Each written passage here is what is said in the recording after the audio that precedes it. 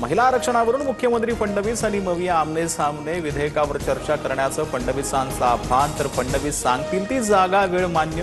सुळेंनी आव्हान स्वीकारलं. सर्व मुख्यमंत्री चर्चेला बोलावण्याचं प्रणिती शिंदेंचंही प्रति आव्हान. विरोधी पक्षाकडून 70 कोटी महिलांचा विश्वासघात. भाजपनं जनजागृती मोहीम सुरू केली. महाविकास आघाडीचा महिला विरोधी चेहरा उघडा पाडणार मुख्यमंत्री फडणवीसांचा हल्लाबोल. महिला आरक्षण विधेयकाच्या समर्थनार्थ मुंबईत उद्या महायुतीचा जनआक्रोश. जांभोरी मैदान ते वरळी डोम दरम्यान मोर्चा काढला जाणार. संध्याकाळी 6 वाजता मुख्यमंत्री फडणवीस संबोधित करणार. राहुरीकरांच्या विकासासाठी अक्षय कर्डिलेंना राज्याच्या तिजोरीचा बेरर चेक देतोय. राहुरीतील प्रलंबित मागण्या पूर्ण करणार. प्रचार सभेतून मुख्यमंत्री फडणवीसांचं आश्वासन. एक कॉल केला आणि तनपुरेंनी माघार घेतली, त्यासाठी आभारी. मुख्यमंत्री फडणवीसांकडून प्राजक्त तनपुरेंचे आभार.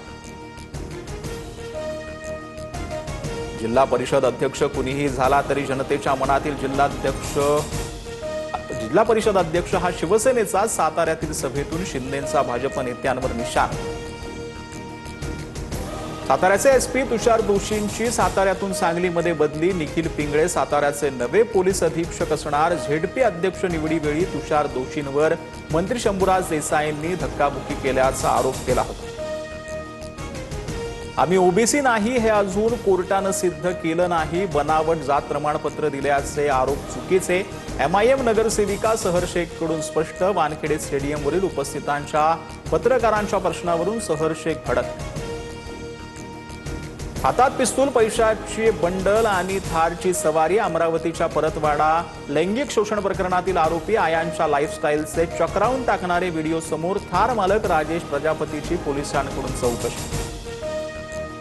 टिटवाळ्यातील ड्रग्ज रॅकेट प्रकरणातील आरोपी अश्विनी पॉलला 22 तारखेपर्यंत पोलीस कोठडी. कल्याण ग्रामीण पोलिसांची मोठी कारवाई. अश्विनीच्या घरावरील छापेमारीत 5 कोटींचा एमडी ड्रग्ज जप्त. टीसीएस कंपनीतील धर्मांतर आणि लैंगिक अत्याचार प्रकरणी आरोपी निदा खानचा अटकपूर्व जामिनावरील सुनावणी पुढे ढकलली. 27 तारखेला पुढील सुनावणी होणार. गरोदर असल्याचं कारण देत निदाचा जामिनासाठी अर्ज. नागपुरात तरुणीवर धार्मिक सक्ती करणाऱ्या एनजीओ चालकाला अटक. धार्मिक चालीरीती पाळण्यास नकार देताच दिली धमकी. रियाज काझीवर विनयभंगाचाही गंभीर आरोप. टिळा टिकली लावण्यास कोणतीही बंदी नाही. बोरिवलीच्या दुकानातील वादानंतर लेन्स कार्ड कडून स्पष्टीकरण. झालेल्या प्रकाराबद्दल लेन्स कार्डची माफी.